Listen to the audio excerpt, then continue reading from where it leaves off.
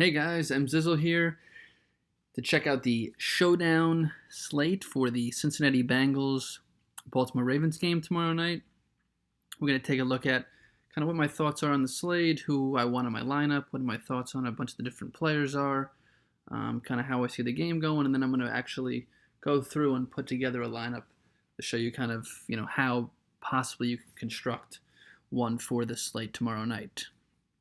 So the first thing I like to do when I look at a showdown is kind of how I see the game going. What's the game narrative? How do I see this game going as far as who's going to win? Is it going to be high scoring? Is it going to be low scoring? Are there going to be more of a field goal game? Where do I see the points coming from? So my first thoughts when I look at this is I think Cincinnati wins a really close game. Now Vegas has this as a pick 'em. So they kind of feel the same way. They could see it going either way. Cincinnati's the home team, and I think this is a game they really have to win if they want to compete for the division. I think they're a little bit of an underrated team this year, and I think that they could surprise some people in the end. So I think if they're going to do that, they got to win a game like this. It's a division battle against an arch rival at home early in the season. This will be a really big statement game for them. Start the year 2-0. And I see them pulling it off. If I was to throw at a score, I could see a 2017, 23-20, something along those lines, where they win kind of with a late score, late field goal. So that leads me to want to target more Cincinnati players than Ravens, but this is going to be a cash game lineup that I'm going to go through and build. So we're going to have a little bit mixture of both, but we're going to lean more towards Cincinnati. So the first thing I want to start with is who's going to be my MVP player. So this is going to be who do I think scores the most points pretty much in the game. And to me, when I look at this, I think there's two players you could go with. I think that's A.J. Green or Joe Mixon. Both get the opportunity to score a lot of points in targets, rushes, and both I think are just the most talented players in the game as well. So since I see Cincinnati winning the game, these are the two guys I definitely want in my lineup. It's just the decision who's going to be the MVP.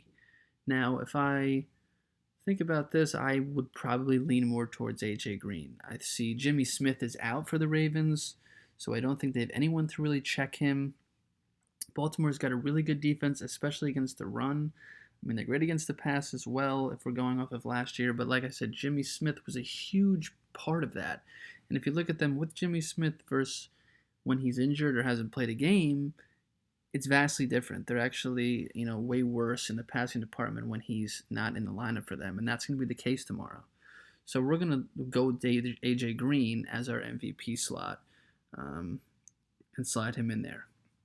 Now, I said I love Mixon, and Mixon is more so also just because he's a bell cow back this year. I think, we saw in the first game 17 carries, 95 yards. 5 catches on 7 targets for another 54 yards. So he had 150 total yards offense plus a touchdown. That's just too much volume to ignore. He's getting the ball a lot, and he's doing good things with it. I mean, he averaged almost, over 5.5 yards per carry. He averaged almost 11 yards per reception. He got the goal line work.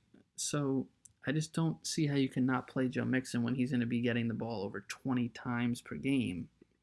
Just a no-brainer with that volume. So let's throw him in there. Now we look at the rest players here. We got Flacco, we got Alex Collins, we got Crabtree, and we got Dalton. So you can probably fit one of these guys in there, maybe two. If you do more of the Collins Crabtree and then get creative, with some cheaper options.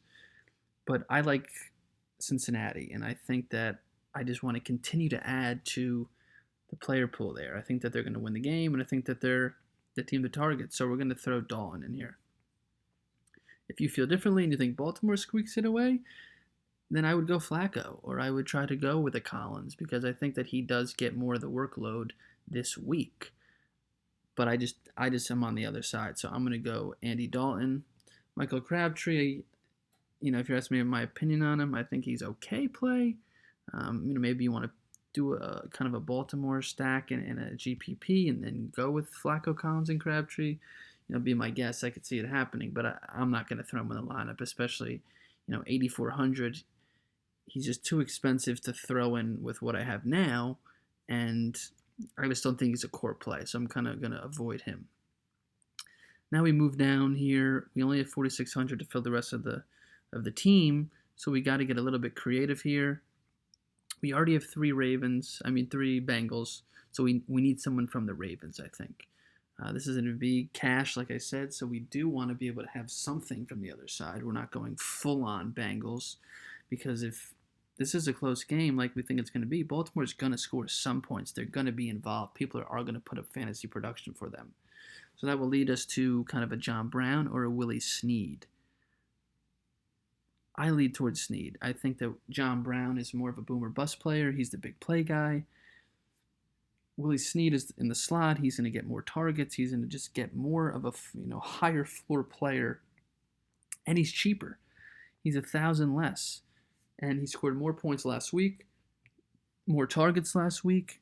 He had 6 targets, 4 catches, 49 yards, and a touchdown. We look at John Brown. He only had 4 targets. So Snead's getting the ball more and just more opportunity, and I'm all about opportunity. I want the guys who are going to get the most opportunity to score the points because I like this floor. I want to have a really high floor, as high as I can have for cash games, and with still some upside. I mean, Snead still has the upside if he scores a touchdown, and we have tons of upside within the team already in A.J. Green and Mixon and Dalton, so we need to just have someone from the Baltimore side who's going to be in the mix, and that's why I like Snead. So we'll throw Willie Snead in there. Now, like I said, what's the game narrative? When I look at it from a Baltimore perspective, I think it's a field goal game.